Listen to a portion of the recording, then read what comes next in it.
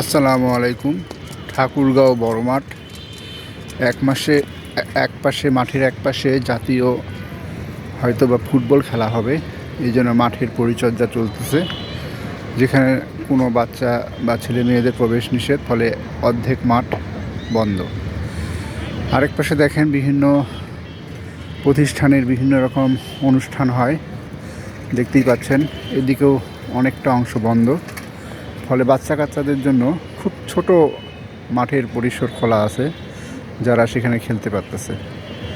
তো ঠাকুরগাঁও শহরে মাঠের নাই বললেই চলে, মাঠ যেখানে বাচ্চারা খেলাধুলা করতে পারে একমাত্র ঠাকুরগাঁও বড় মাঠ, যেখানে অনেক দূর দূরান্ত থেকে বাচ্চা কাচ্চারা আসে, খেলাধুলা করে।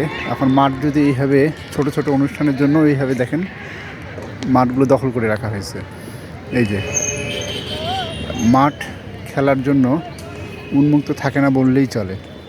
তো বিষয়টি যারা দায়িত্বপ্রাপ্ত আছেন তাদের একটু ভেবে দেখা উচিত।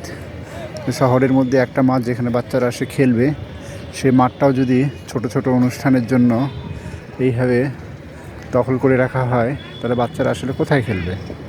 ধন্যবাদ।